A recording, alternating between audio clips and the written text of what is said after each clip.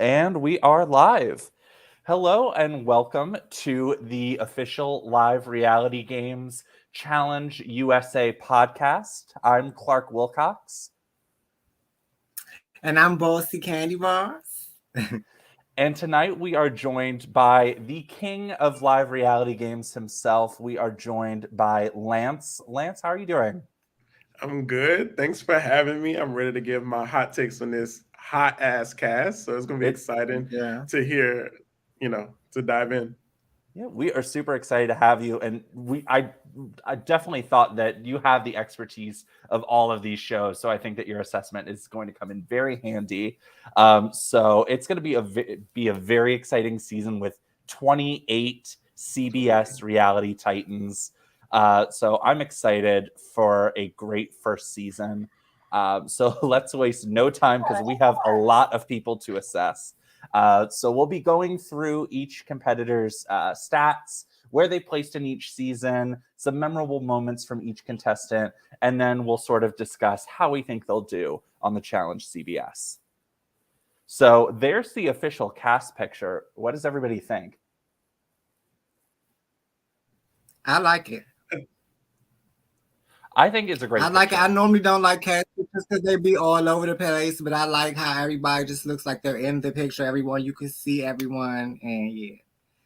Yeah, like I really like it. It's you could tell that they were all together taking that photo because sometimes we see a lot of cast photos these days where they're like photoshopped in. Like you could tell they Mhm. were all there. This is exciting. This probably was right before the game started, so everyone is still happy.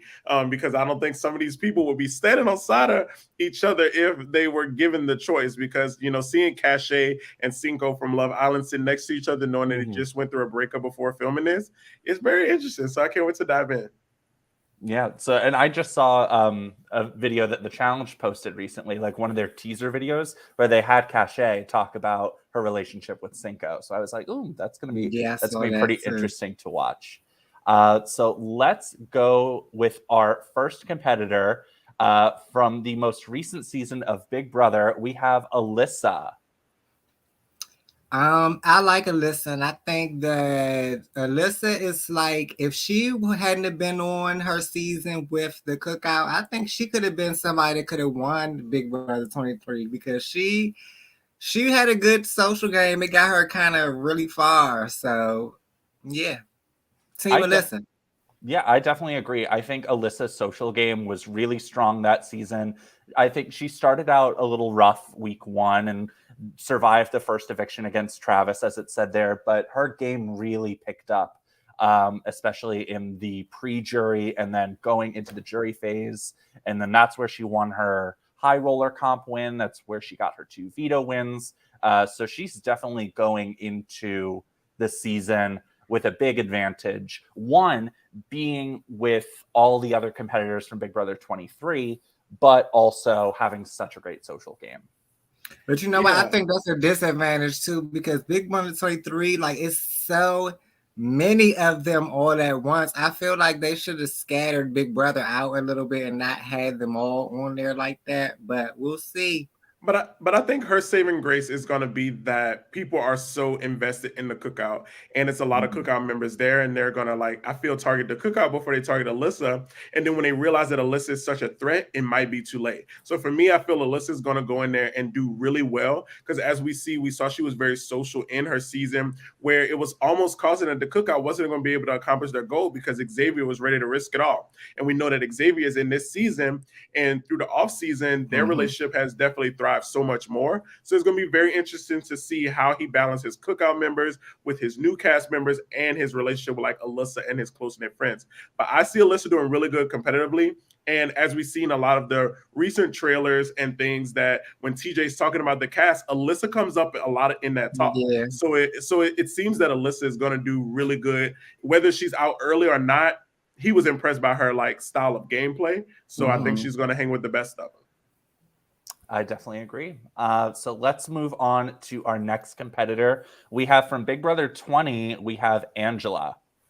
Okay, now I'm about to piggyback off of what Lance said about TJ. TJ was saying some good stuff about Angela, but I kind of expect that from her. I don't know about her social game because she kind of can get a little scary when it comes to social game. I mean, she got a good social game, but if it's like people that have stronger personalities than the people that she was in alliance with, I don't know if she's gonna be like too boisterous. But other than that, I can see her going really far. She's pretty athletic. She can look like she can do all of it. All that she looked like she's for the challenge. So yeah, I like Angela for this show.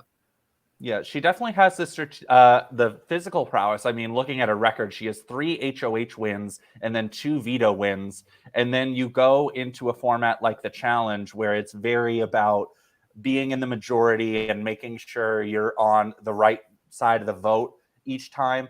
And Angela is one of the very few. She made it all the way to 4th place in Big Brother 20, but she voted in the majority every single time she had the opportunity to vote, which I think she was the only person from Big Brother that has that of the challenge competitors. So I think that's going to be a huge advantage going into the challenge.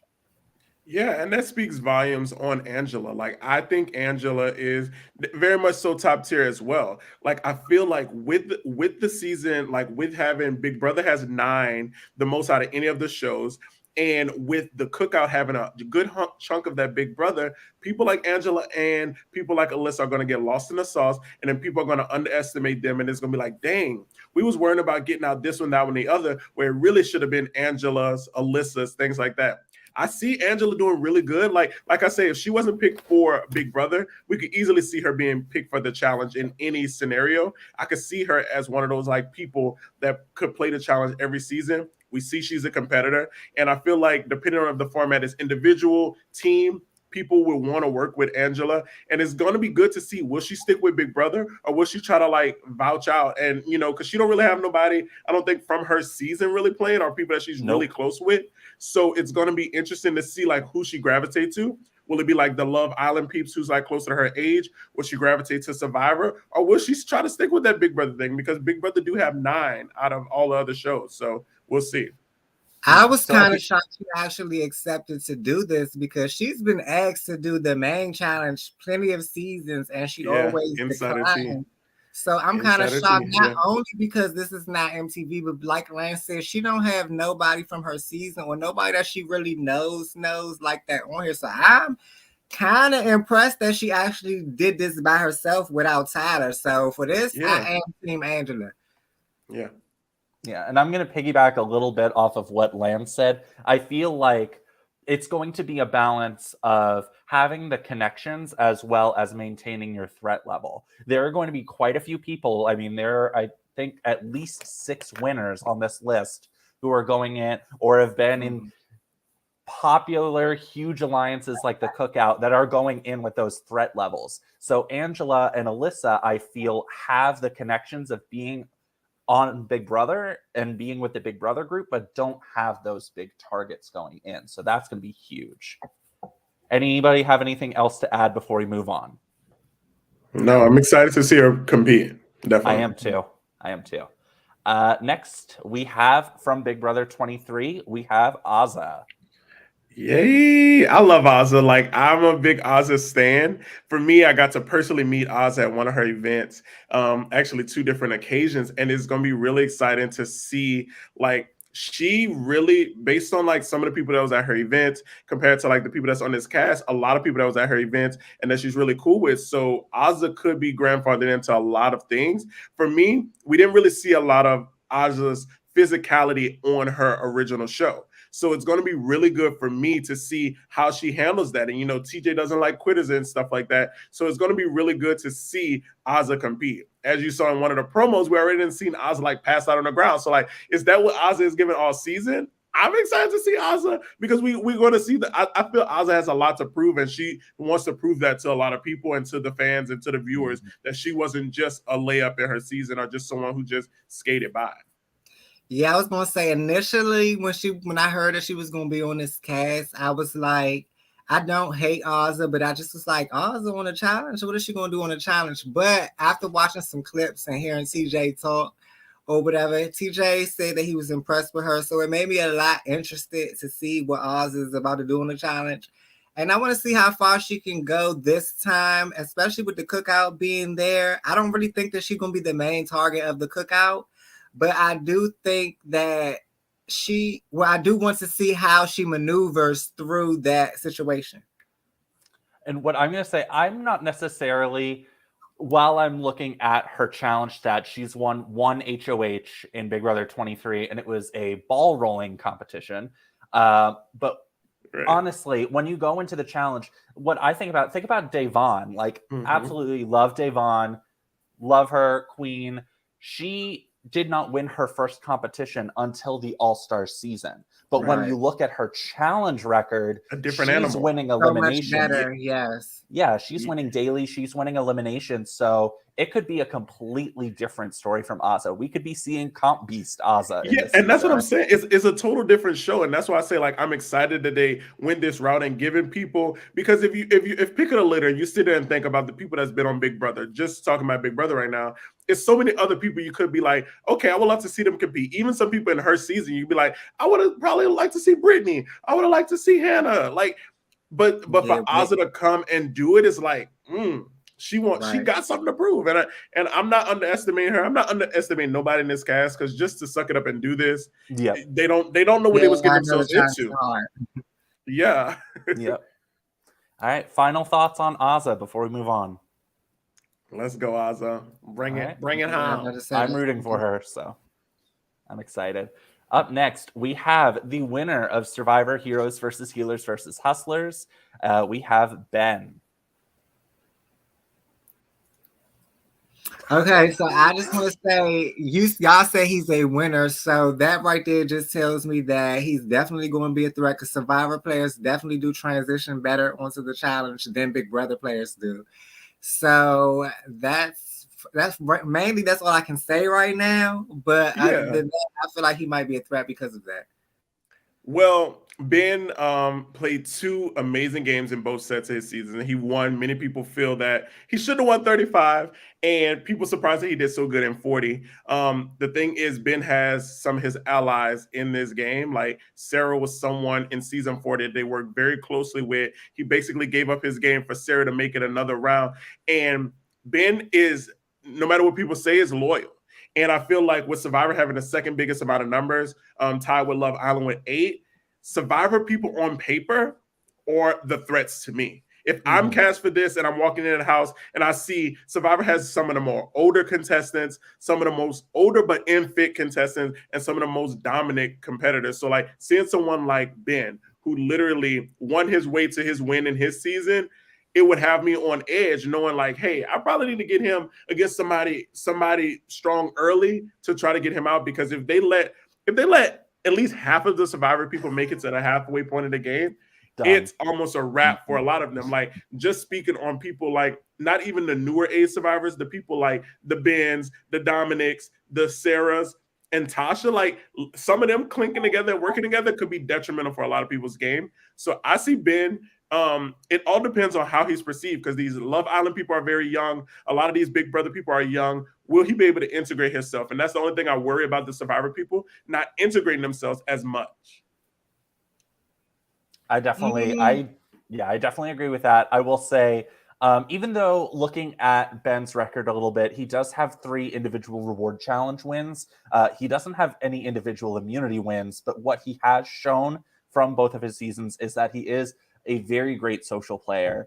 He is going in with a lot of connections, especially with other winners that were in Winners at War. There's Sarah, there's Tyson. So he's definitely going in with people that he is familiar with and can work well with together.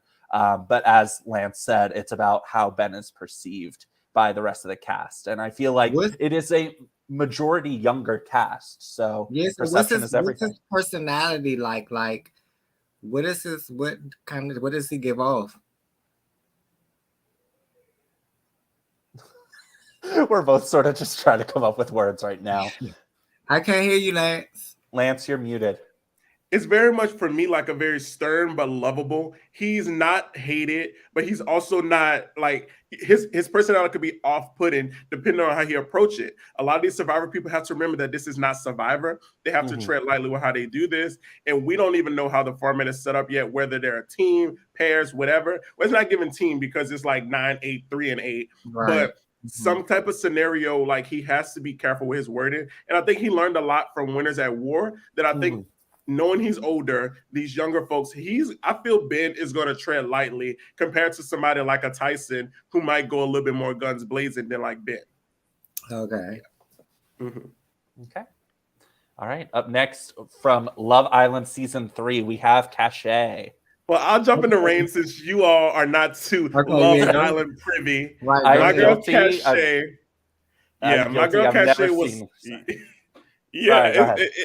It's a really great show. Like Love Island is definitely social love affair. So I feel have the edge with like the knowing how to win people over, because the premise of Love Island was to like fall in love with someone, couple up, and make it to the end. Win. Yeah, Cachet was definitely a fan favorite early on. She literally won the hearts of America early on. She came in the house with like this wig, and then after the first like ceremony, she like took her wig off and embraced her bald head, as you see her cast photo now. And she had a couple like love connections in the house. Her main love connection was with Cinco, which turned into a triangle with this girl named Trina.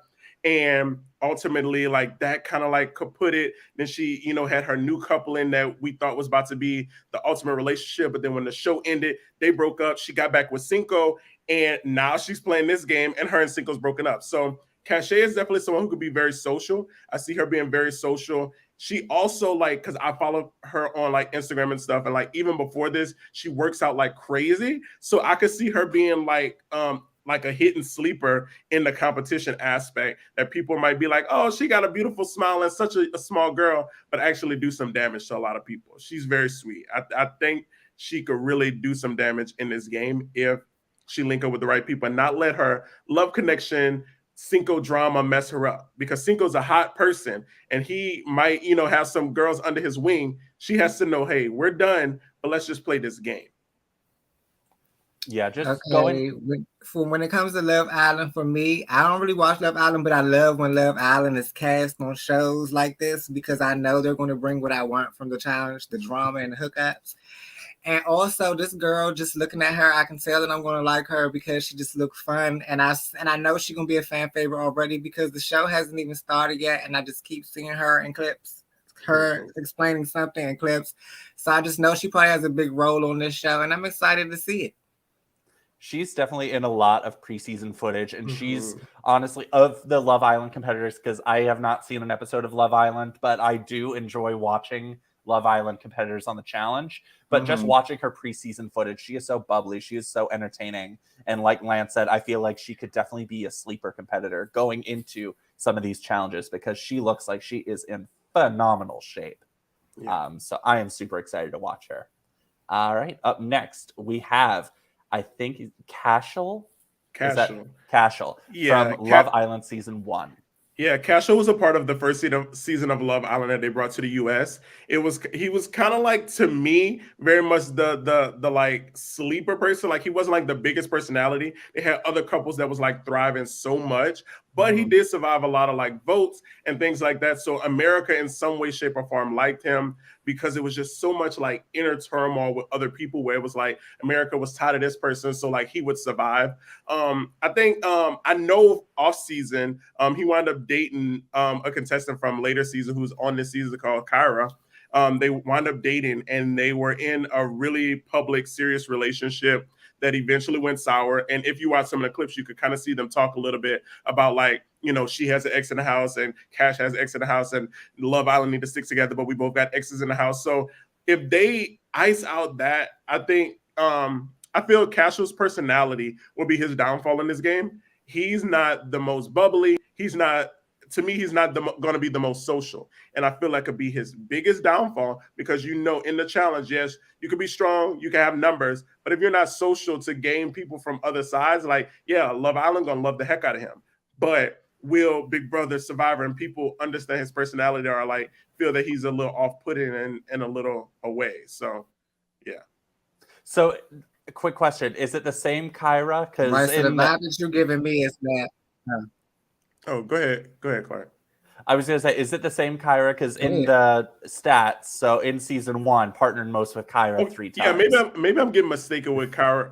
It is the same Kyra that's on the show. I thought Kyra was on season 2. I thought they met off season, but Oh, are you talking about the girl Kira? Kira, yeah. Yeah, because Kira's also in this cast. Yeah, she's been on all kind of shows. Yeah, I said Kyra, my bad. So I'm excited for Cashel. I think he's going to be a great physical competitor. Like Lance said. But what I was going to say about Cashel, so y'all giving the vibe y'all giving me about him is that he's a floater.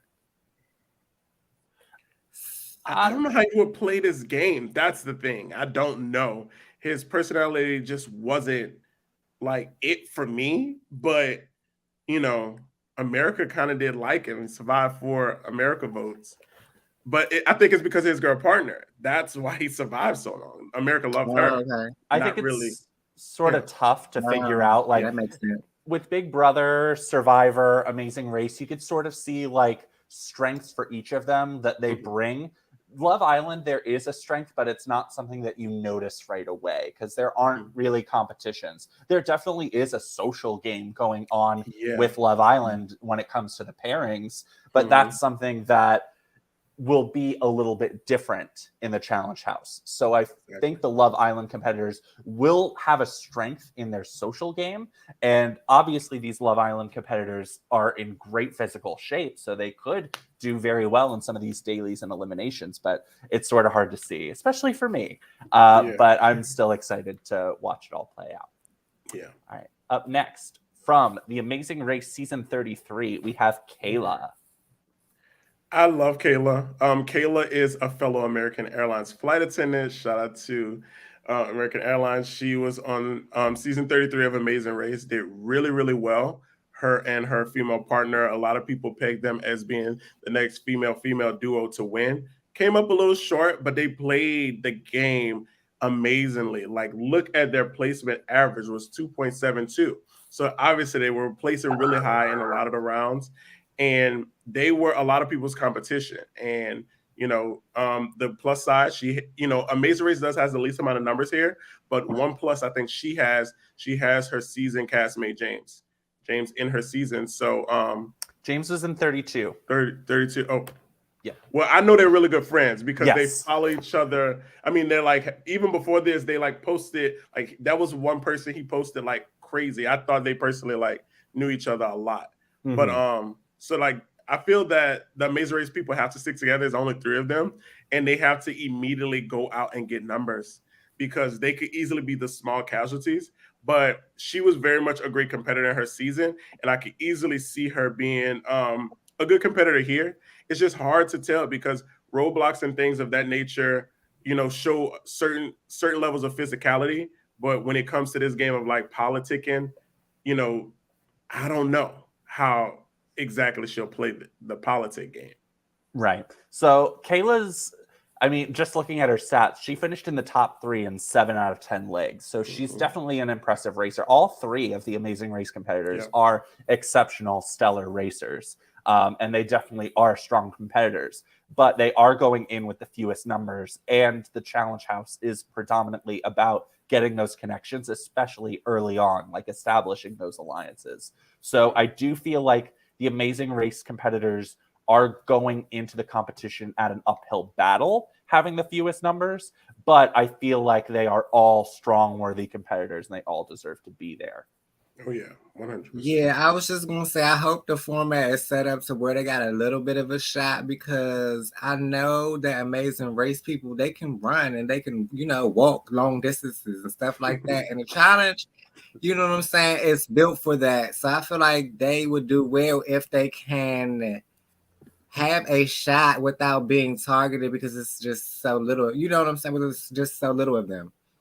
Yeah, and that, oh, go ahead. I was going to say, I really hope they are able to run and walk long distances in the Amazing Race. Who would have thunk?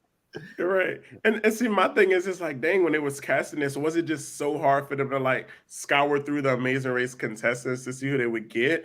Like that was like for them to only get three when other shows has like big average numbers. I was really surprised to only see three Amazing Racers when I know they have some amazing racers out there that would easily do the show, you know? Yeah, I think there should have been more amazing race representation in the season, but I'm also a little bit surprised that there's no tough as nails representation. Yeah, I mean that was definitely interesting too. When the cast came out, I was like, yeah, that's one of their like premiere shows. And then even Love Island is not even a CBS show anymore. It's Mhm. like, not even the Tough as Nails. But I guess the Tough as nails people fall under a different caliber. Like those people like work those blue collar jobs probably can't really take off like that. Mhm. Like, I don't know. Like they are very physical, like they're great Mhm. physical competitors, but I think with the toughest nails competitors, I think it's about you don't have a social game with toughest Right. nails, At really. all. You Yeah. don't have a strategic game, but they are great physical competitors. So Right. maybe if there's a challenge CBS 2, they'll bring some toughest Yeah, I nails think maybe competitors they're in. probably saving a lot of people for season two. I think season one, they probably wanted to get the most popular people they could so that it can get some ratings or something, so that they can have a season two. Because they got the whole cookout, and Pretty normally much. they would not get the whole alliance to come be on this next season of a show. All right. So up next from Love Island season 2, we have Selly. Selly, I think Selly. Yeah, she is amazing. Like honestly, she was a fan favorite. It's just her BFF Justine was a bigger fan favorite. They were the two standout women of season 2 of Love Island. Justine finished first, and her best friend Sally finished second. They had the best relationships. I don't know if any of y'all watched the All Star Show that recently came out, but her ex boyfriend, who she came up runner up with, Johnny, is on that show, and they had a very public relationship, very public breakup. And it was always rumored that even Sally was supposed to be on the MTV version of the challenge. So it's very exciting to see her in this aspect. The thing is, Sully is like Love Island down. Like she literally, like I see her posted with Love Island people all the time, even way before this. So I know going into this game, she's looking out for her Love Island people, and specifically her friend Justine. Like her and Justine will immediately be pushed as a pair, and it just depends on how this format is set up. Is will it be a plus or a minus? Because do she want to be in Justine's shadows once again, or would she try to like bust through that and be, Sully? Yeah. I think the vibe that I sort of got from Selly, I definitely just from looking at the stats, I was like, I was very aware that she and Justine were going to be seen as a pair and that the two of them were going to be together and that Selly was going to be Love Island strong. What I get from Selly is I get a scrappy competitor. I get somebody who's unafraid in confessionals, like somebody who will tell it as it is, and somebody that will fight in these dailies and these eliminations. Okay. So she's somebody that, even though I have not watched an episode of Love Island, she's somebody that my eye was immediately drawn to as somebody that's going to be a terrific competitor.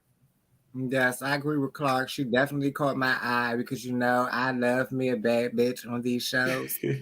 So, and judging from the clip, she seems spunky and fun, and that's what I like to see on these shows. Give me some personality if you can't compete, but I do think she can compete. But if she can't, give me some personality and give me some confessional story. Tell this show. Yeah, and another fun fact: her and Johnny were actually reached out for the last season of X on the Beach. They had like Davon on and stuff. So they eventually, obviously, turned it down. But now they're both a part of like CBS or MTV Viacom now. So it's very interesting. So we might see them in the future too. Nice. Okay. So up next, from Love Island season 3, we have Cinco. All right, the infamous Cinco. Cinco was on Love Island 3. His biggest storyline was definitely with Cache. Cache and Trina had this big old love triangle with Cinco until Cache finally decided, like, hey, I gotta let you go. You can have her. And eventually, America basically didn't save him in the vote, which sent him home, and literally everyone was shocked. Like people wasn't expecting the Cinco to go home when he did, because people felt that America loved him, but people loved him because of cachet. So when things didn't go right with cachet, it was like bye bye Cinco for America. But on paper, Cinco looks like an ultimate amazing competitor that could literally go on the main show and do damage with people. So it's going to be really exciting to see him in his element. Based on a lot of clips I've seen of Cinco and things like that, like compared to how he was on Love Island, he's not as spunky in his confessionals and his information, like his, get to know me videos yet. So I can't wait to see him. I don't know if he's just so timid dealing with like the whole like drawback of like cachet there and all of that, but I need to see his spunk, and I think his spunk is just going to showcase when he competes, because people are going to immediately be scared of him. Some of those like smaller, frail guys, if they win dailies, I see them immediately like, hey, we got to put Cinco in against someone that he could probably like lose against. They don't want to see Cinco in a final. So it's going to be an uphill battle for Cinco. So his best bet is sticking with his Love Island people. Insider T, at one of Oz's events, Cinco, Tiffany was there. That was all before all of this. And, they're all intermingling. So I see Cinco, if he doesn't stick with his Love Island people, immediately gaining a lot of allies with those Big Brothers, especially the cookout version of the Big Brother people, which could be a benefit for him. Yeah. I'm going to say, judging from the pictures and the stats, I think Cinco was hot. He looks in shape. He can definitely do some whole brawl. Let's go chocolate. Yeah. He is obviously in fantastic shape. Like he looks like he was built in a lab specifically to be on the challenge. The challenge, right. But as Lance said, I want to see a bit of that personality come out. So I haven't seen him too much in the preseason footage and the videos, but I'd like for a little bit more of that personality to show, because I think, and he's going to go in with a target on his back, because my God, he is in fantastic shape. But I am excited to watch. All right. Up next from Survivor Season 41, we have Danny. Yeah, I personally am a Survivor fanatic. I love Survivor. Danny was in season 41, which was predominantly ran by like people like, the notable people are like the Shans, the Ricards, the Erica, who obviously won the game. But Danny was like that silent assassin. Like many people wasn't really threatened by Danny, but many people also realized like if Danny makes it to the end, he's probably going to win. And then ultimately was his demise, because the island, or the cookout version of the Survivor 41, that it inevitably crumbled, which he was a casualty of. Ultimately was his demise of the game, because many people wasn't really like stressing to get Danny out, and didn't see him as someone they wanted out, because he was very likable, which I think will be really good for him in this game. He's an ex-NFL player, so these challenges will be like cakewalk for him. I see him being like a daily winner, especially, depending on what the format. If it's an individual game, Danny will be one of those top guys every time. If it's a partner game, if he gets a good partner, Danny can run circles around half the guys here. And like I mentioned, with him being an ex-NFL player, like these challenges would be like what he does on the off season. Like I see Danny doing really, really good. Like I mentioned, Survivor people just scare me on paper. Every single Survivor person for me would be a threat. And it's also to see who he's going to align with. Like he doesn't really know. Like when he played Survivor, like, yeah, he was a fan of Survivor, but he didn't really watch some of those older seasons. Will he want to link up with some of those older people who's played Survivor, or will he try to gravitate to some of these others? He is a married man, so it's not going to be no showmances or anything like that. So it's going to be interesting to see how he played his game.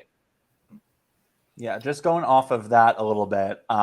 He definitely, the type of game that he played very go with the flow. It seemed like he was very chill. He was very calm. So I think that's definitely going to be an advantage for him going in the challenge, because people are not going to want to work with somebody who is messy or chaotic. Danny was very chill. He was very easy to work with on Survivor. It was also beneficial. He did not go to a single pre-merge tribal council, so we obviously know he's in terrific shape. one individual immunity win. He didn't receive a single vote up until his elimination. Crazy. So he has great stats going into this season. Very approachable, very nice, very friendly. I think he'll give great confessionals as well. But I do think with some of the behind the scenes stuff that happened with Survivor, I do think that Danny won't be afraid to call it out like he did with the hourglass twist. So I feel like if there's something that he wants to call out, he'll call it out. But I'm excited for Danny. I was super excited for him in season 41, and I'm excited for him here. Yeah, so soft-spoken. So soft-spoken. So, yeah, from the vibe that y'all gave me, I really think that he probably will pretty much do well. Y'all say he get along with everybody. Y'all say that he's silent and chill, so that means nobody's really going to be paying him attention. They might be intimidated by Survivor, but then again, they might be more intimidated by the cookout being so large. So he can get past that and do well. Yeah, his thing is, like, if the right people get a grip on Danny and he locks in his loyalty, it's going to be no interchanging. So that's going to be the thing. Like, the goal of anybody right now should be to get Danny in and lock him in, because Danny is going to be loyal. Like, he's, and I don't see him doing any snaky type of things. He's going to be that loyal person. Like, if people like Sarah Lacina sink their teeth in him, it's over with. Yeah. And while I do think that Survivor competitors are going in with a target on their back, I think the target is more so going to be focused on winners and big personalities from Survivor. So I think of all the Survivor competitors, Danny's probably going in with the smallest target on his back, but is still in terrific shape and is easily capable of winning dailies and eliminations. Yeah. All right. So next, from Big Brother 21 and Big Brother All-Stars 2, we have David. I like David, and I always wanted to see how David would do on the challenge. I know David has been asked to do the MTV one a couple times. He was scared. So just like Angela, I'm kind of shocked that he decided to do this. David can't really do. David is all over the place when he plays the game. So I'm interested to see how he can do on this one. I don't think David's going to be too much of a threat to people out of the Big Brother alliance, so he might get pretty far. David is in shape, but he don't really look like it, so they might sleep on that fact. And to be honest, David might be a silent killer whole time if he can win stuff. As far as like socially, I don't think so, but if he can win stuff on his own, then I think David can go far. I have mixed feelings about Mr. David Alexander. Like, I think for me, he is gonna be he's definitely not the first person someone's gonna target. But the rounds where they like, hey, I don't want to face a Ben, or I don't want to face a Danny or a Cinco. Let me just throw David in, and I could beat him in almost anything. That I feel he could be that easy outlier person that is like, if the Big Brother people have to throw one of their big brothers under the bus, could be him. I feel he didn't impress me too much more in Big Brother 22. So I feel like for me, maybe this is his chance to show me that, like, I'm David. I'm here to play. I'm ready to slay. Because right now I'm indifferent. I'm not gonna like throw him in through the wayside. But definitely would love to see how he competes and how he navigates. Because I feel like he's a likable human being. So I feel like that's gonna be a big plus for him. But I don't know how he's going to do with like trying to maneuver the game. Like, will all the Big Brother stuff and hearing everybody say the stuff online for him playing 2 seasons back to back after being the first boot, will he want to like do stuff to be like, yeah, I'm David. This is why I was supposed to be on these shows, I did hear him in one of the clips say that he was ready to stab people in the back. So I guess we're going to get to see David stab some people in the back this season. Okay, you got to win to stab people in the back. Yeah. Look at those stats, 0-0. What I sort of think about David, I feel like he showed tremendous promise, funny enough, in season 21. Like when he was eliminated, yet he was in, I forgot the name of it, but he was still in the house. Yeah. He was able, like, he read the dynamics of the house to a T. So he's able to pick up on the social dynamics of the game. Whereas I feel like in Big Brother All-Stars, that just went out the window. Yeah. But I do think, I think he could be a good physical competitor. I think there are obviously better physical competitors, just looking at David's stats. There are definitely going to be better physical competitors, but I feel like David could play up that strategy of, oh, you think I'm a layup? Don't you want to take me to the end? And there may be a chance that we see David in the finals trying to utilize that strategy. Not to mention, I think David's quite entertaining. Like, I tried to block out Big Brother 22 entirely, but I remember David just going around the house just trying to be like, did you save me with that power? Did you save me? Yeah, I'm like, I think his delusion is funny. yeah, and that's what you want to watch in the challenge. Like, you don't want everybody to be like a smart terrific physical competitor. You want a little bit of messy gameplay sometimes, and I think that we David need brings those. that. We need those wild cards. We need mess. We want wild cards. Yeah. So So because I really don't know what to expect out of David on this. Yeah. All right. So up next from Big Brother 23, we have Derek X. Socially, Derek X is pretty good. He's pretty slim, so I wouldn't want to see him in Hall Brawl. But if they like flying or climbing or something, I could see Derek X probably doing good. The thing is, like, based on a lot of promo I've seen, Derek is not here for his Big Brother castmates at all. Oh, wow. His season for sure. He is a guy scorned by the cookout who literally have most of the people in the house, and he's like, his thing was, I'm not looking out for people who voted me out. Like, that's the kind of people, like when it was asked about first targets, and he's still scorned about Big Brother. So coming into the game where like a lot of those people who basically was his demise is in the game, he's going to be the one playing Big Brother in the face, going to Survivor and Love Island and Amazing Race and filling those seeds and giving them everything that Big Brother is talking about. And Big Brother is not going to realize it till it's too freaking late. And then they're going to realize that Derek X was the culprit of all that. A lot of stuff going on. In defense, I guess that's pretty smart, but at the same time, it could have been. I guess it's a negative and a positive. Maybe Big Brother could have been on his side, and they could have helped him get far, or maybe they wouldn't, and he just decided that since they're gonna get picked off, let me help them get picked off. It's more so not me. I just think he don't want to be in the shadows again. Like the cookout, he was a minority in the season, but the cookout was season 23. Mm-hmm. Right. And he doesn't want to be in those shadows. Like, this is where he's showing like, hey, I'm Derek X and this is what I'm here to do. So I'm not about to fall back, same. I could see him easily working with Alyssa, easily working with Angela, easily working with probably even David. But just those cookout people, he's not going to trust him as far as he could throw him. And look how small he is. He can't throw him far. Yeah, I don't blame him either. I mean, in this situation, maybe they could have had his back, but at the same time, that they have each other before you. So yeah. What's your thoughts, Clark? I think that first and foremost, I think Derek is going to be, he's going to be terrific at dailies. I worry for Derek in eliminations, but I feel like Derek is going to be terrific in dailies. Like, if you watch some of these Peridium videos where they talk about best Big Brother challenge hacks, and you see Derek, like, I feel like the challenges, there might be a few more strategies that you can implement, like a few more challenge hacks that you can implement to those challenges compared to Big Brother. Big Brother's challenges tend to be a bit more cut and dry, whereas you can really like think and come up with a strategy.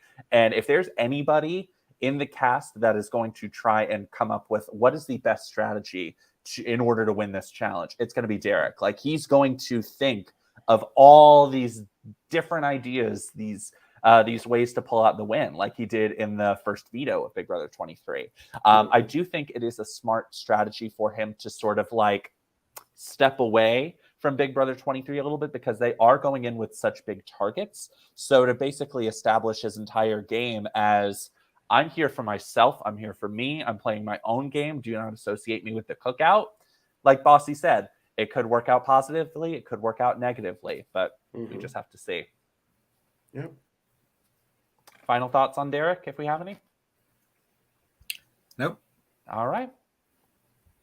Up next, From season 35, we have Desi. I'll personally, go first. I'm okay. gonna say I heard a lot about her. She looked like she can body some girls, and I was about to curse, but I caught myself. Look like she can body some girls and hall brawl. I'm here for it. Yeah, Desi comes from the pageant world. Her first season 35 of Survivor Shoot was on Healers Hustlers and Heroes Hustlers Healers, and she was the first jury member. Desi, never really like was off putting to anyone. People loved her. She was just a casualty of like that first jury situation. She never really rubbed people the wrong way. She just wasn't top tier in people's alliances. But in this scenario of the challenge, I see Desi being someone that people are easily intimidated by. Her body is stacked. She's Yes. like a bigger stacked girl. And I feel like her personality will like suck them in. And I'm excited to see how she played because we didn't get to see her really, really play too many individual immunity challenges. She only played the one she won, and the second one she got out when the jury started. So it's like it wasn't really a lot to see.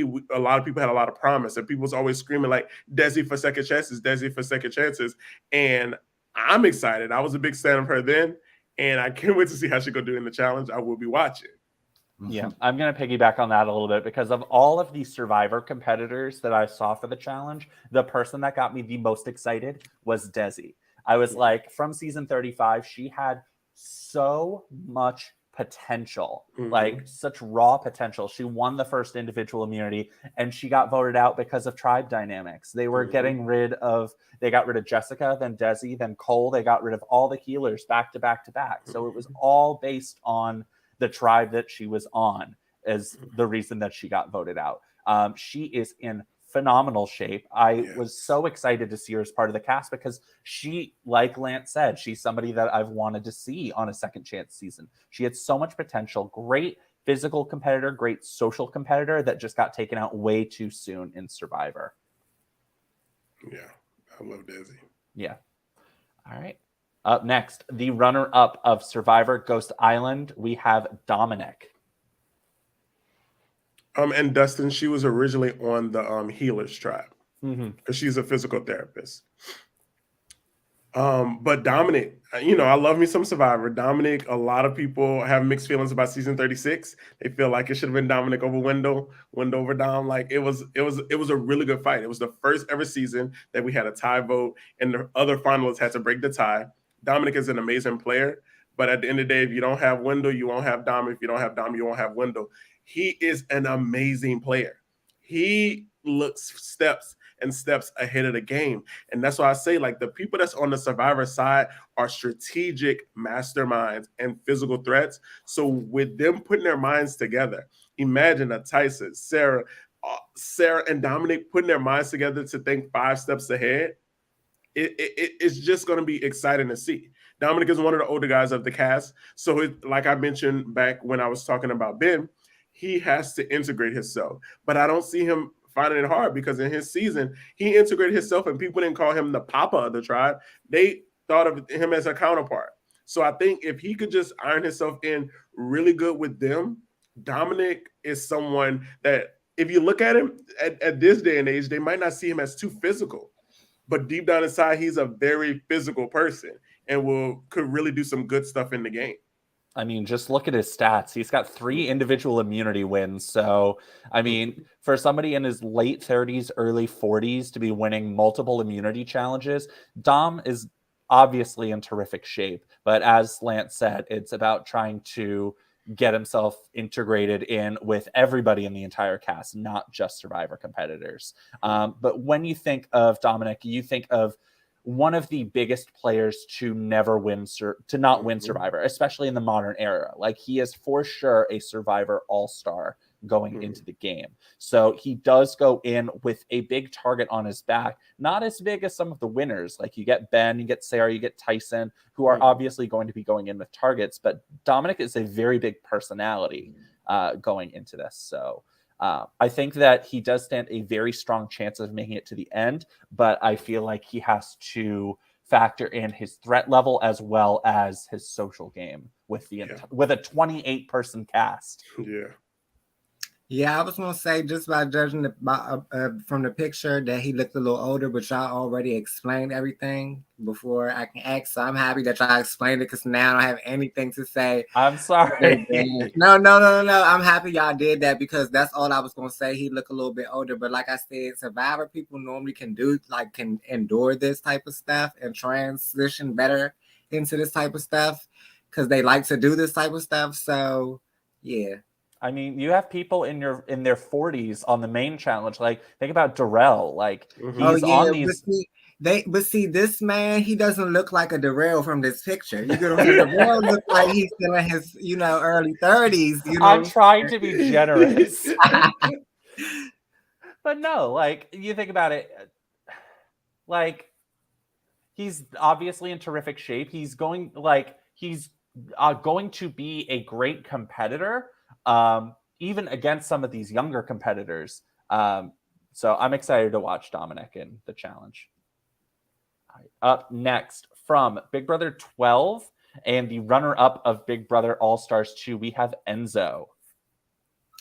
Enzo's, I know Enzo's pretty entertaining, but he's pretty annoying to me at the same time. But Enzo is very good at getting himself into the right alliances and making it far into the game. And judging from Big Brother 22 and the little competitions that they had when they had to compete, he definitely was one of those that was actually competing. So I think that Enzo might actually do well. I know he's old and everything, but I think that he'll do well on this. Like, he still has a young mind. He still thinks that he's one of the young guys. So I think he might do well. Yeah, and that's why I think his competition status in 22 is what got him this call. Like, he's a first of all personality, and he did really decent at the competitions that he did play in. And like you say, he's someone who still think he's young at heart, integrates himself in well, and they have to take that into effect. Like, hey, he's new on our caliber, but also he's an old head.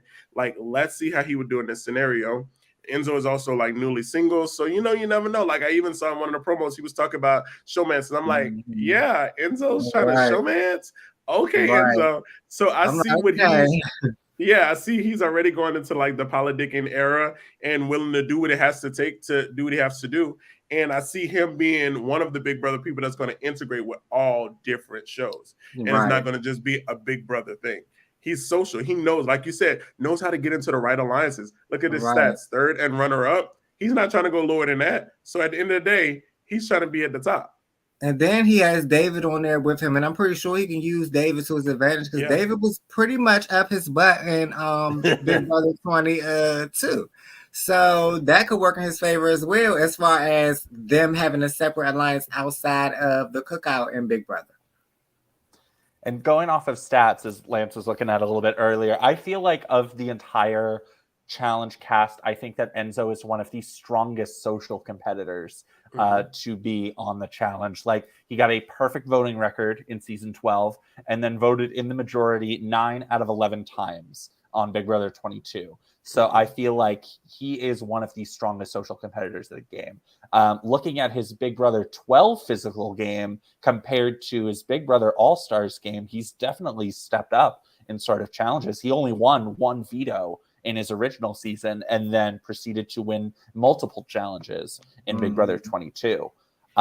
So I'm excited for Enzo. I think Enzo is going to carry on his legacy of being a terrific social player. Like, he will go in, he'll make those alliances like that. So easy. And I'm pretty sure his confessionals will be good as well.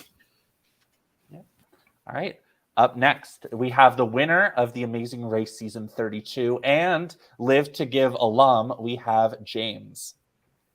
Well, James. Now, you played with James, haven't you? Yeah, I had the pleasure of playing with James in the most recent season of Live to Give. So James literally is a reality TV head.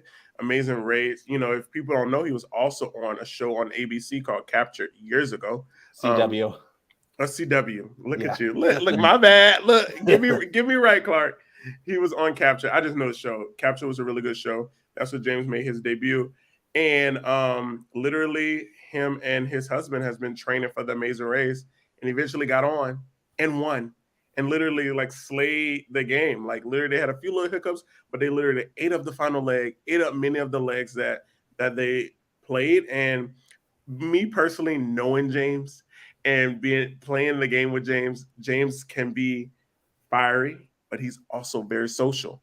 James will be a social butterfly. He knows the Amazing Race has the least amount of numbers. James will be any and everywhere, and he's going to gain that knowledge and to help his allies because he's definitely going to look out for Leo. He's definitely going to look out for Carly. Like they are intertwined with each other, and James is going to be the one to help them branch out. Promise you that. James was my rival in Live to Give. We had our little back and forth, and I know he's not afraid to tell it like it is and tell who you have to. The thing is, I'm scared that people are going to underestimate James, and people are going to be like, kind of how I spoke about with David. I could see them easily putting James in an elimination, especially with him not having numbers and being one of the, like James is really athletic. People don't know that, but just like off a facade compared to some of these other guys, James, they might be like, okay, James is someone we could put in against our friend, and they could probably come back. Yeah. So I will piggyback off of that. Yeah, James is very clearly a terrific social competitor. And then just looking at his amazing race stats, you have 4 first place finishes, finished in the top 3, 7 out of 10 legs. So terrific physical competitor. But I feel like his strength is definitely going to be that he's a social butterfly. And I feel like he is going to need that with there only being 3 amazing race competitors going in. So he will need to make those bonds early on. But if he is able to make those bonds, he is able to go all the way, I think. Yeah, I was going to say, yes, not many of them, and he is a winner, so he could easily be targeted first. But at the same time, he's like a smaller guy. I don't see why they would want to go there first, but at the same time, early in the game, they just throw anybody in.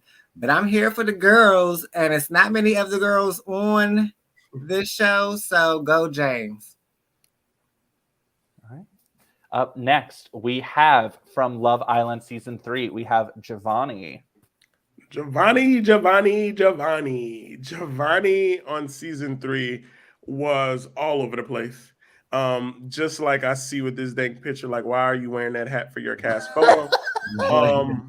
He literally, like he had his, after round 1, he got with Olivia, and him and Olivia was riding a wave. Even when America was like, Olivia doesn't even like you like that. Even some of his castmates was like, Olivia's not giving that. Like, but he stuck it out and dealt with Olivia for a long time until he finally, America didn't vote to keep him in the house. I see him being the playboy, running around, seeing who's single, who he could get. He's not there to play the challenge. I'll tell you that now. He's there to be a personality, and that's what Giovanni's going to do. And it's either going to be a blessing or a curse for him, but he's also in really good shape to an extent. So it all depends on how he's perceived with these people. It could go either way with Giovanni. He's definitely going to try to be that personality. I'll tell you that now.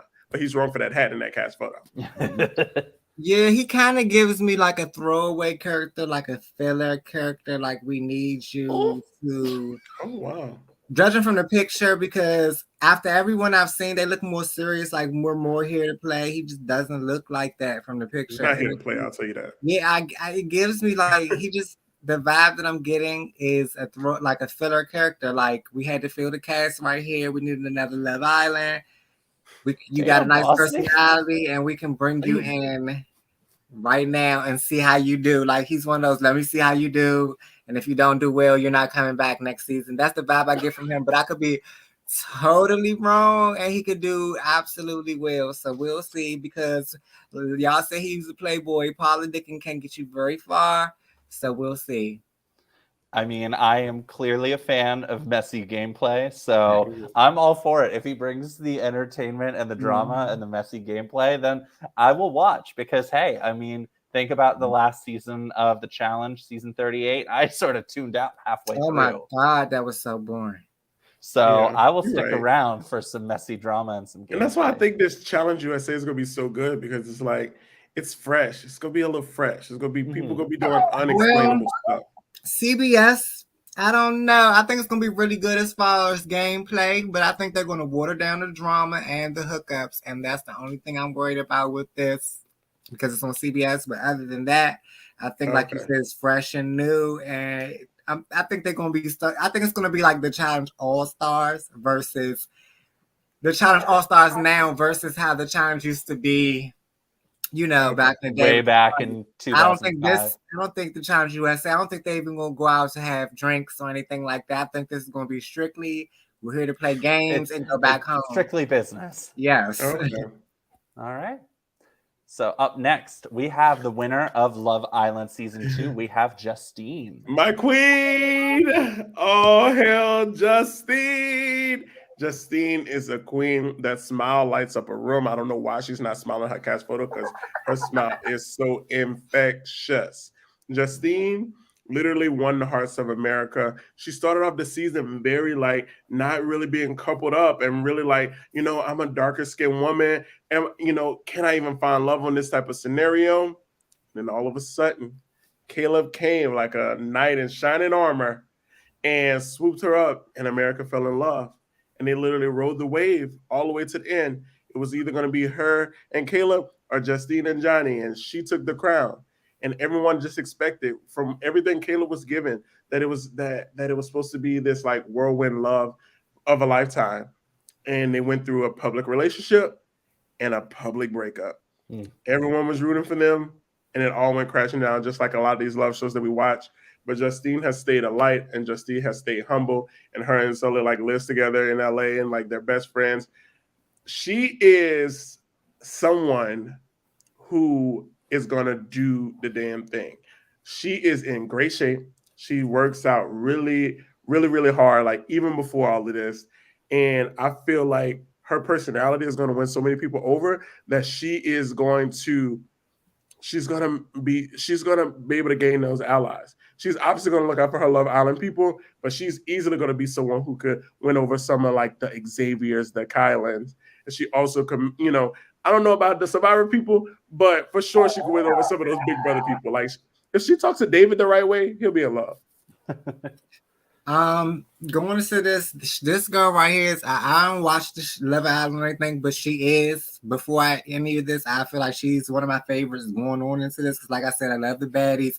I've seen clips of her, and I know that she's friends with like Bailey and people that are like my favorites on different other stuff.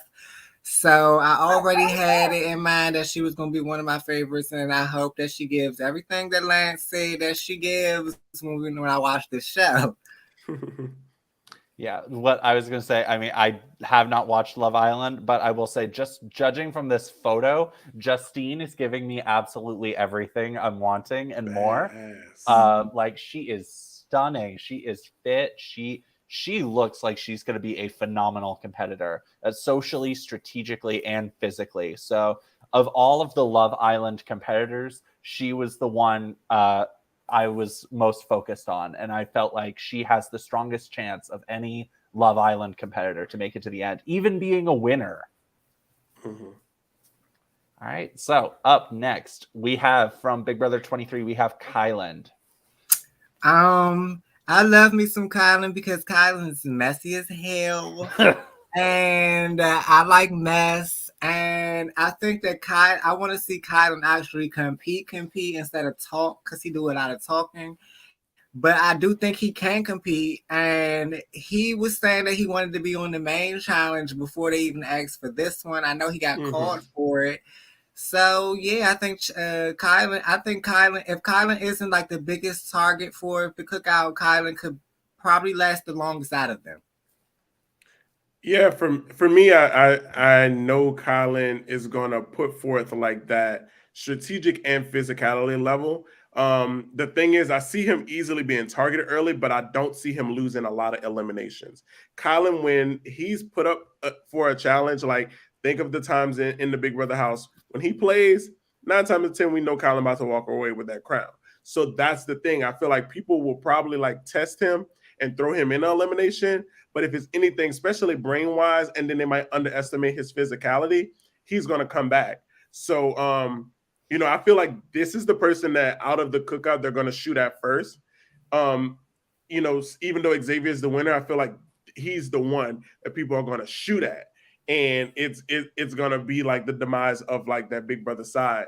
But I just see Kylan being in elimination with the right people, and he'll take the crown.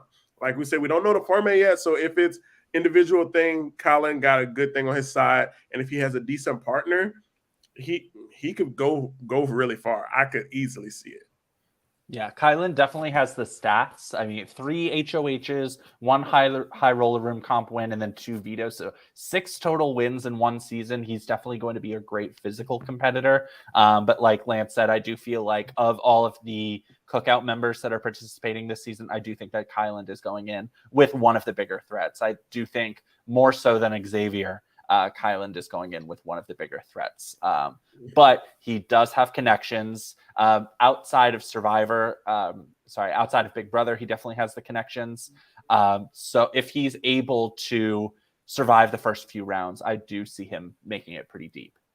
Mm-hmm. All right. From Love Island Season 1, we have Kira or Kyra. Kira. I think it's Kira. I think it's Kira. She was just on X on the Beach. She hasn't been in her reality TV bag, man. She is in her reality TV bag. I don't know when this filmed in between All-Star Shore and X on the Beach. And then she even did this little like Pepsi show where she was like dating Natalie Negrati. Like she is in her reality TV bag. I'm not really sure how it's gonna be competitive wise with her. She was definitely likable on Love Island. And we see in a lot of the clips, she's talking a lot about her ex-relationship. Would that be her demise in the game, or will she be able to like find her a new beau? But she also did find love on X on the Beach, so I don't know like which one came first. I don't know. So it's gonna be interesting to see how she played the game. Like, will she be a good girl? Will she be a villain? Will she be strategic? I'm excited to see her play. I stand her. Anybody that gets in a reality TV bag, especially she wasn't even like an original on Love Island 1. She came in like after the fact. So for her to still be in her reality TV bag is like iconic. I'm gonna keep it 100. I like that she's in a reality TV bag and getting called for all these shows, but seeing her just a little bit on X on the Beach, she's pretty boring to me. So unless she can be very like social in this game, I mean, I know she's on Love Island. It's not really a lot of them like that. I don't know how well they're gonna do, but hopefully she can, get in some other type of alliances and get far. It seems like everybody likes her. I have seen her hanging out with a lot of different people. I know she got called for the main show too. Mm-hmm. So I don't know what it is that they like about her, but I'm interested to see it on this show. I mean, I'm not particularly worried about if you're boring and going on the challenge. I mean, look at Casey Clark. She's made a killing. So yeah. Right. So she's made a killing. So I think there is a chance that Kira could make it quite far. And I'm glad that she's going on all of these reality competitions. Yeah. I like her. It's sort of tough to figure out how she will do physically, especially compared to the other female cast. But I'm looking forward to see how she does. All right. Our last Amazing Race competitor from Amazing Race 23, 24, and 31, we have Leo. Him and his cousin on Amazing Race has been staples. That's why obviously you see he keep getting called back. Mm-hmm. Amazing competitor. He's like, many people consider him as one of the best, until he finally made the finale in 31, to never have made a finale. And then when he finally made the finale, one of the best to never win. Like their personality, like speaks volumes. It's gonna be interesting to see because like now he's a little older, but not like old. So it's gonna be interesting to see like how he integrates. But the thing is, I feel that people either they're going to be targeted early or people are going to use them as 3 numbers. So it could be a hit or miss. I don't see him being very weak. So I feel like the thing is, if people do strike, kind of like what I said about Colin, I see him being a very like competitor. I see him easily winning daily. So that might be the plus side with the Amazing Racers, that I could see any one of those three winning dailies, which will keep their other allies safe. So it could be a plus side. And with all the other drama like going on, I don't see Leo getting in too much drama. Even though he was in a little bit of shenanigans in Amazing Race, I don't see him in this scenario getting like in drama. That's just me. Looking at these stats, it seems like he's pretty strategic. If I was in the show and I could see his stats on paper, I would be threatened by him. But I don't think anyone is really going to be thinking about that off just first glance. So I think he can probably go pretty far. Yeah, I mean, to be on 3 seasons of The Amazing Race and fourth, and third, and currently holding the record for 34 legs, like Leo is a competitor. I do think that I'm not sure about how his social game will be. Yeah. He's a great physical competitor, but what I worry about most is his social game. And then looking at all the preseason footage, I don't really see him all that much. Yeah. Oh my God. I said that. He might not be that big of a personality. So I'm interested to see how Leo will do. I hope he does well. I hope all the Amazing Race competitors do well. Because I do think that Leo has what it takes to make it to the end. Yeah. But we'll just have to see. Yeah. All right. Up next, we have from Survivor Cagayan, the winner of Game Changers. And from Winners at War, we have Sarah. Don't call her Sarah. Call her Lucina, Jeff. Call her Lucina. Sarah. Beast. I'm going to keep it short and sweet with her. Beast. People are going to be intimidated. And if people are smart, they would take her out the first chance they get.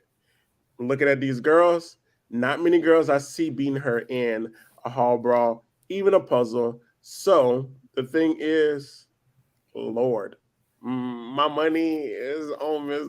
I don't know. Like, I'm not a big fan of her, but you have to give her a prop. She runs marathons all the time.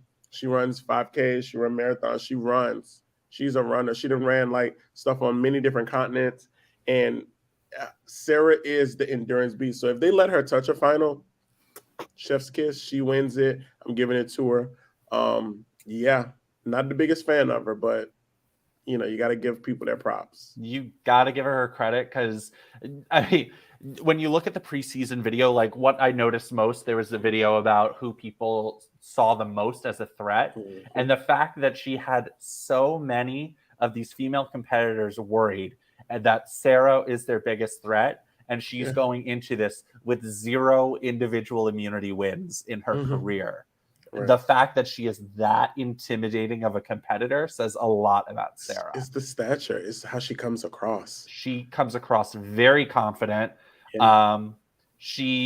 When you look at her Game Changers performance, look at her. She voted in the majority 10 out of 12 times. And one of those times was the advantage gate that Suri was in. So she definitely had a very strong social and strategic game in Game Changers.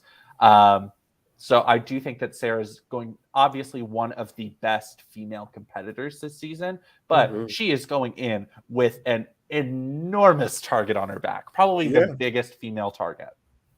Yeah, but she got people that she played the game with, like Ben, Tyson, even though it's the survivors. That's the people I see winning dailies. That's the thing. Like, I see survivors, they do challenges on the daily. Like, that's their thing.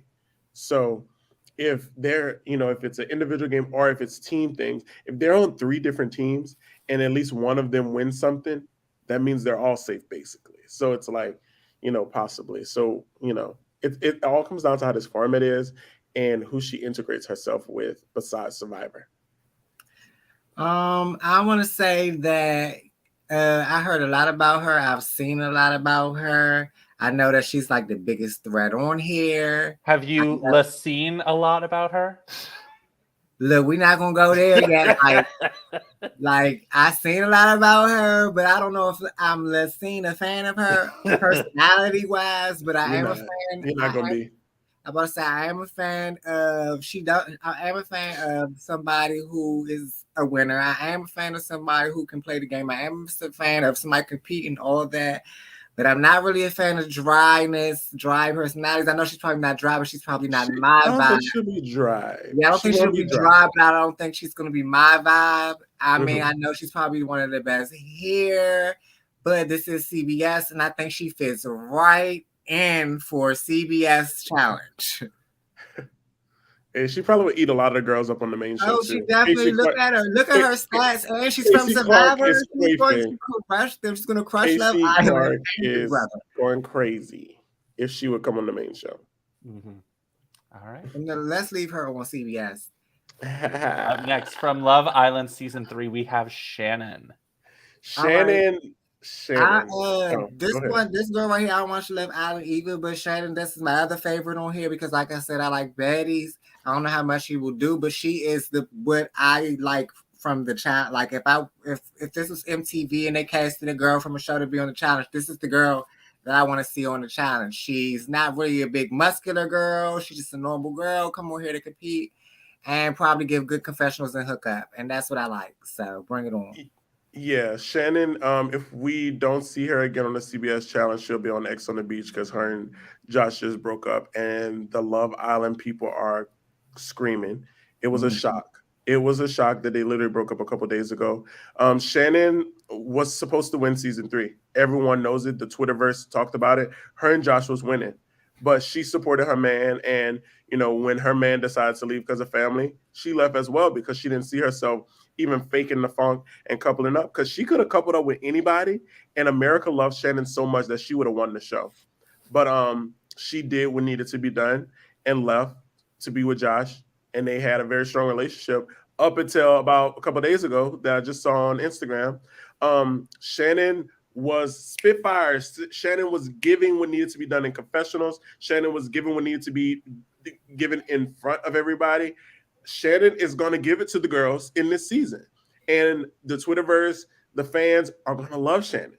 And the only thing that scares me is that she was a big face for Love Island. Haven't seen her in many promo. She even tweeted about it and said, dang, I haven't seen myself in no promos. Dang, well, actually, I have seen her. She had a bomb confessional look. I don't know where I saw that. With the ponytail, right? Yeah. I saw it. And I haven't seen nobody else's confessional look. So she got one.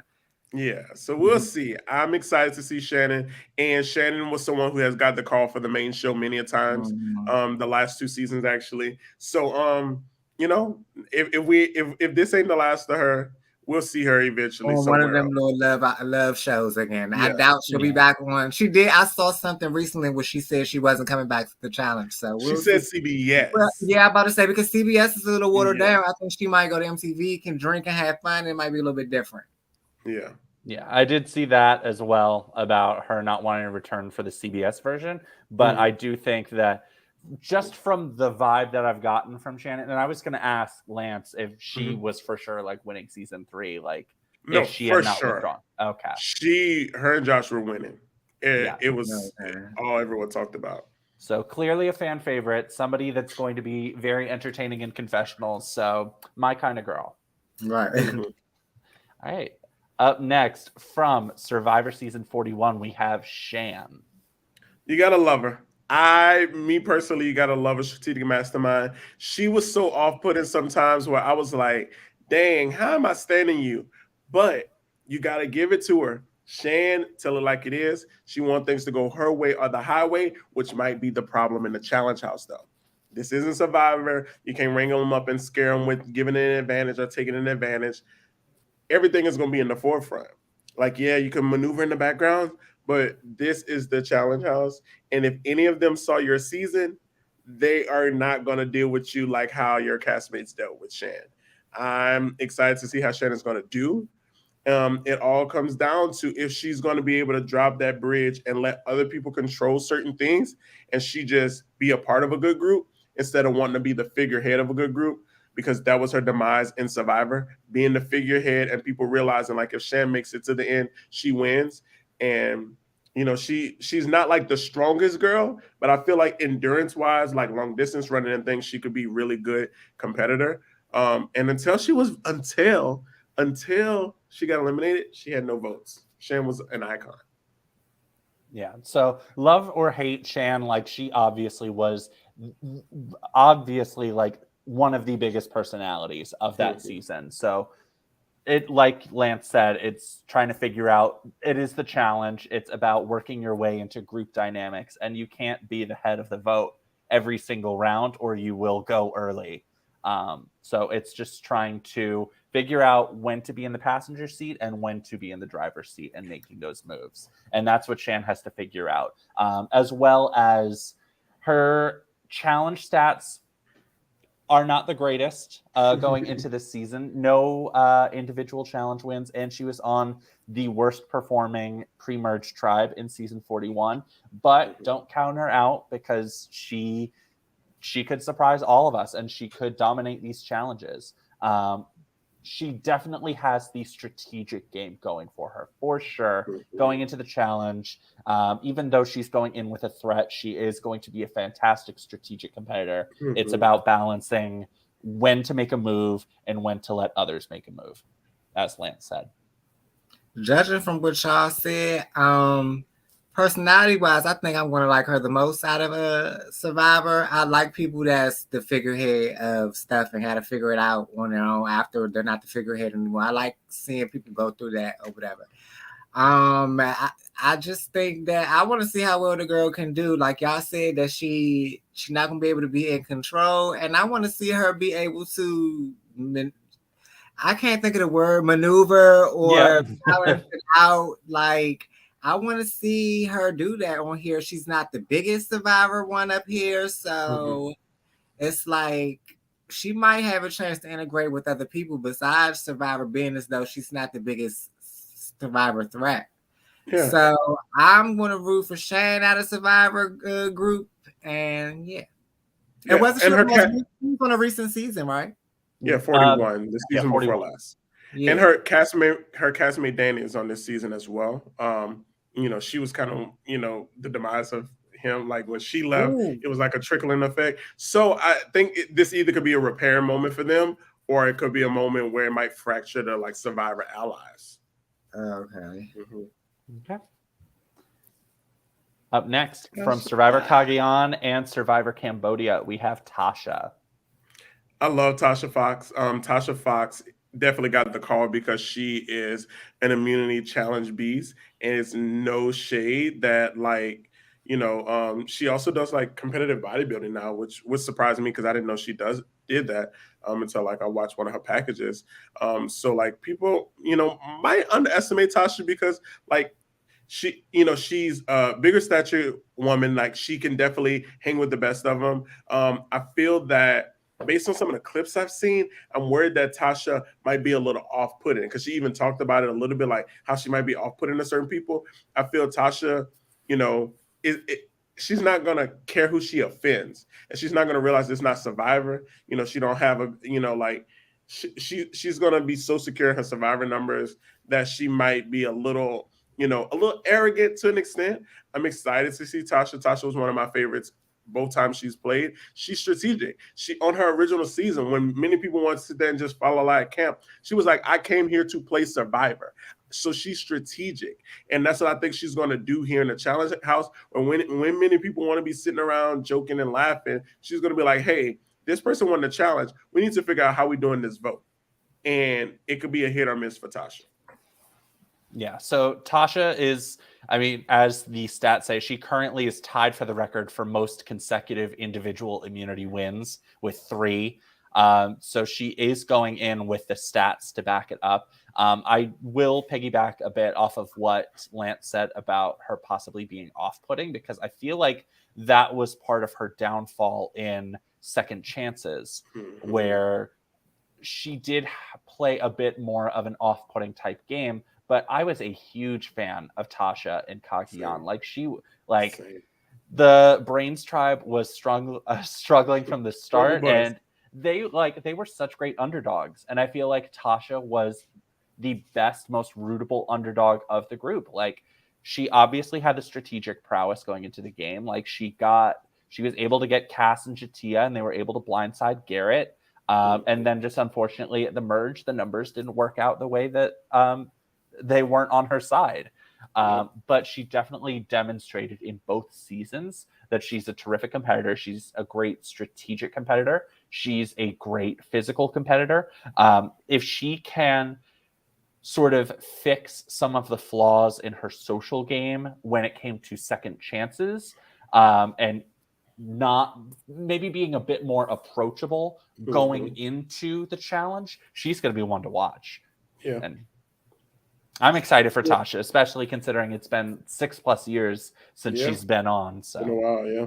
I'm about to say, to me, she looks like an elimination and a puzzle threat. So I wouldn't sleep on this girl at all. Like, I don't know how she is personality-wise, but judging from her stats and what y'all explain about her on the show, she looks like a puzzle queen and a physical elimination queen. Yeah, physical. She's well rounded because she's won challenges that involve like balance, and she's won challenge of all different types. So she's definitely all around. Yeah. And I'd say in terms of her personality, like she does come across calm on the show, but she does have her fiery moments. Like she does get very competitive, and she's somebody that embraces the competition, yet is not afraid of.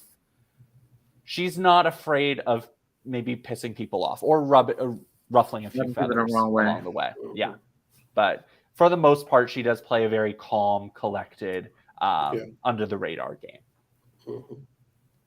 So up next, from Big Brother 23, we have America's favorite house guest, Tiffany. Now, I want to say, y'all were talking, I saved this because I wanted to say this when it got to her, but y'all were talking about Kylan and Xavier being the threat of the cookout. No, they're going to go for Tiffany first because Tiffany is the queen, the mouthpiece. They're going to follow behind whatever she says to do, and everybody knows that. So I feel like Tiffany is the biggest Big Brother threat. It doesn't matter if she won or not.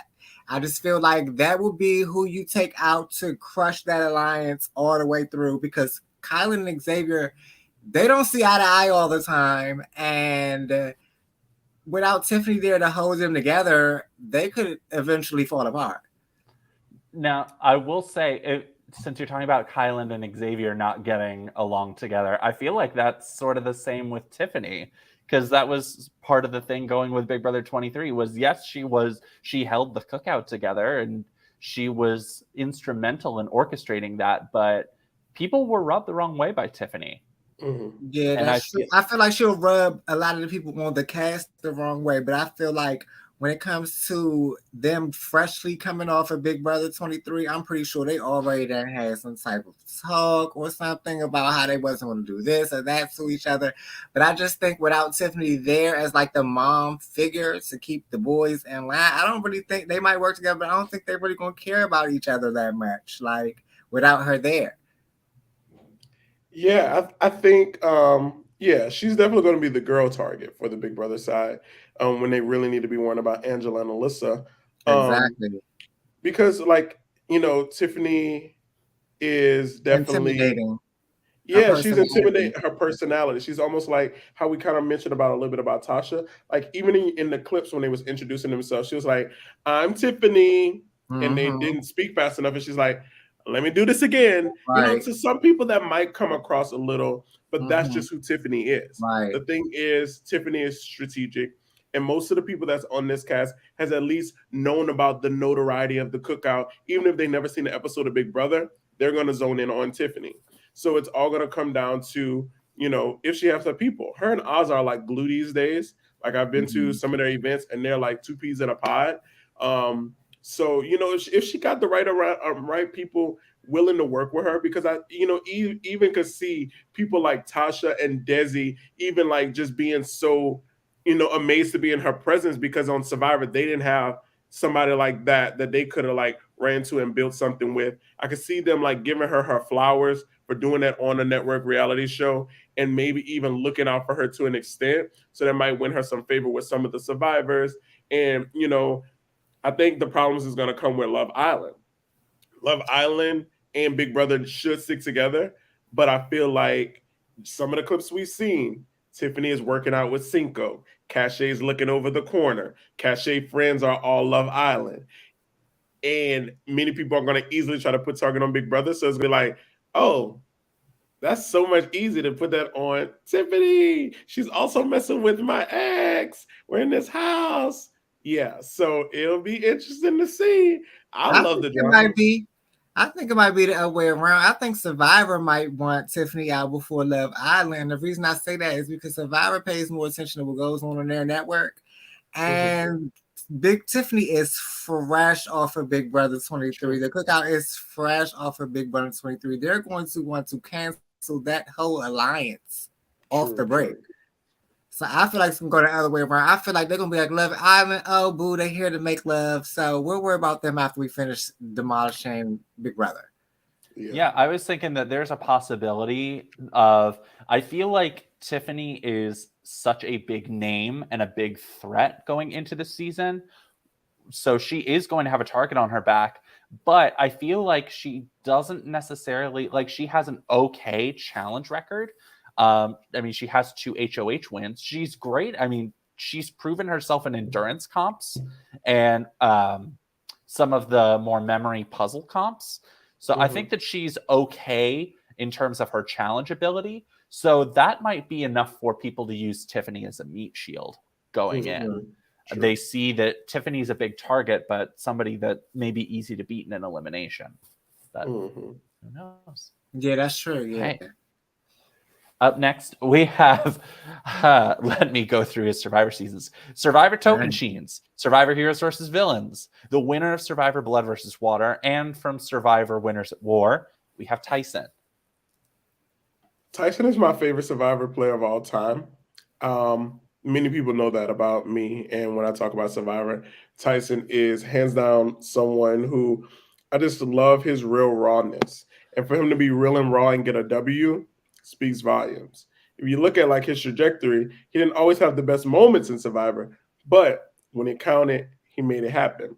Tyson for me is a spitfire. He's going to tell people like it is, and he's not going to be scared to do it.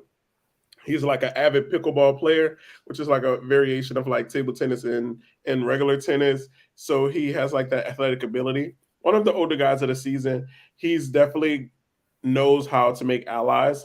I feel like out of all the Survivor older folks, that he could easily integrate himself really well with other shows and other people and just find his great divide. Of course, he's going to be one of those people who I think will rally to keep the Survivor people together. But it could be a mixed bag because, you know, he didn't have the best, you know, feat on season 40. So maybe some of those people he played with, such as like Sarah and Benz, he might not really care to do too much with. So it's going to be interesting. I'm excited to see Tyson. I know he could compete.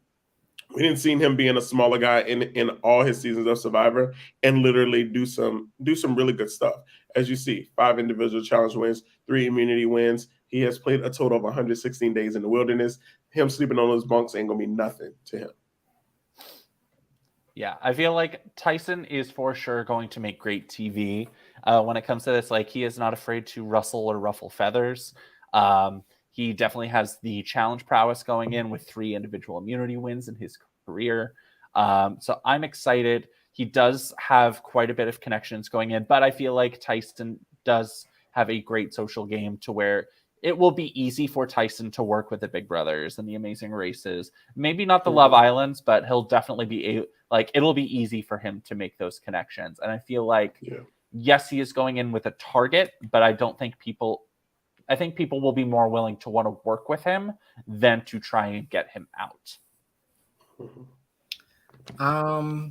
Judging from how many times he done got called back, I can tell that he's definitely good TV. So I feel like that he's perfect for this. I think that they definitely want him as the staple for the USA CBS Challenge. Perfect record to me. Perfect record as far as, you know, people being able to compete on this show and do different type of things out of a lot of, because Love Island can't do half of the stuff that Survivor can do. So yeah, I don't really have much to say about Survivor, so I'm trying to wing it. But go Tyson. All right. And we have our very last competitor of the night, the winner of Big Brother 23. We have Xavier. Xavier, I think Xavier, well, I guess he fresh off of 23 and CBS called him, but I was thinking Xavier might not be interested in doing the MTV one at first because his job as a lawyer and all that. But I'm excited to see Xavier, the winner of 23, on here, and I want to see if he can keep that same energy of gameplay that he had, because he was very, very good at management and Big Brother 23. So I want to see if he can do that management again in the challenge. They're gonna see straight through Xavier. They didn't see it the first time. So anything that he says, if people like James Wallington actually watch the show and stuff like that. So if he's trying to talk to somebody like James about that kind of stuff, it's gonna be, James is gonna eat it up, but really process it. For me, Xavier, I think he'll be good competitive. Like, we see that he's, he as you can see, he's in good shape. We know he can win competitions. It's just gonna all come down to, he's the freshest on a lot of people's mind. If they research CBS shows before they got on here, Xavier is the most recent winner, the figurehead of the cookout. No matter what you say about like Colin and Tiffany, I just think for me, he is able to integrate himself the most from the Big Brother people. We saw with his cookout, he was integrating himself the most outside of that cookout. He's going to be someone who, he's a lawyer. He could sweet talk. He could talk to people, and they'll be like, "Oh, I actually like this kid," even though he's a threat. So it's going to be it's a mixed bag for me. I don't see him going far. I also don't see him doing horrible, but I could easily see, I could see him doing horrible. I ain't gonna lie. Yeah, But I honestly yeah. don't think that Xavier is a threat at all. Xavier is probably very smart strategically, but Xavier gives me popcorn muscles. Like, I don't know if he transitions well onto the challenge, because yes, he had competitions on Big Brother, but that's like carnival games compared to the challenge. Yeah, no shit. I don't think Xavier is a threat at all just because he won. He might be a threat strategically, politically, but physically, I don't think Xavier is it. I think he just looked like it. I will say his biggest strength going into the game is definitely going to be a social game. And as Lance said, like, working his way with competitors with other shows. I will agree with what Bossy said. He's not the biggest physical competitor, which is interesting considering his stats. I mean, when you look at those stats, you think that is a terrific Big Brother competitor. 3 HOHs and 3 vetoes. But I mean, when you look at the male cast, it is stacked. Right. They are in phenomenal shape. And it's crazy that can't compare to what they did. Yeah, you look at Cinco, and then you look at Cinco is stacked and he's built. And you think about an elimination challenge, and I feel like Xavier's going to do well at getting his way out of eliminations. But if he gets into an elimination, right, it all depends. It all depends on the elimination. Right. Well, that is the entire cast. Do we have any final thoughts? My final thought is that was a long time, and I am very interested in to see how the season goes. So when we do these recaps, we keeping them to a minimum, people. We're doing 1 hour. 1 hour. One. Yeah, I'm really excited to see how it all plays out. Like, for me, I am really excited to see some of these people who we haven't seen in a long time. I'm also excited to see people in their different elements, because this is so different from a lot of their shows. Like how TJ was talking, Big Brother has the dynamic of living with people under the same roof. Love Island has the social aspect of like mixing and mingling and trying to find their mate. Survivor has the social strategic, and which one am I missing? Amazing Race has the dexterity. Like, I see them all being so good in different elements where, we know how challenges are. It could be hit or miss. And I think there's a lot of people in this house that's going to surprise us, and I'm excited. Yeah, like we said, it's one person that I like. She's not really my favorite, but like I said at the beginning, I'm really, really excited to see Angela on this, because I feel like she should have been on this a long time ago, but she was so scared. And now I'm just proud of her because she's doing it without her alliance members and without Tyler. I mean, I know it's CBS, so it fits her, but I'm just happy she's doing it. Yeah, I'm excited for quite a bit of people that, like you all have said, we haven't seen in a while, especially people that have a lot of potential. Like, as I mentioned, I am quite excited for Desi, and I'm excited to see what, to see how she's able to do in the challenge and see if she's able to perform better than she did on Survivor and hopefully last longer. So there are quite a few people I'm excited for to watch. So that is it for our cast assessment. Thank you again to Lance for joining us tonight. Your assessments were phenomenal. You helped us out tremendously. Thank y'all for having me. Yeah, it was lovely having you. So Bossy and I will be joining next week after the premiere, which is Wednesday, July 6th. I believe it is after the premiere of Big Brother. 2 hours of each show. Yeah. Just FYI. Damn. Okay. So we might have to do it like in the morning or not in the morning, but during the day at some point the next day or something. Yeah, you'll see it sometime next week. We will recap the first episode of The Challenge USA, where we will be joined by yet another special guest. I want to thank you all for watching tonight. And we are very excited and looking forward to the premiere on Wednesday, July 6th. And make sure to check out the Live Reality Games channel for any upcoming live reality games, casting, as well as episodes. Be sure to like, subscribe, and follow the Live Reality Games channel. Thank you all so much, and have a good night. Toodles.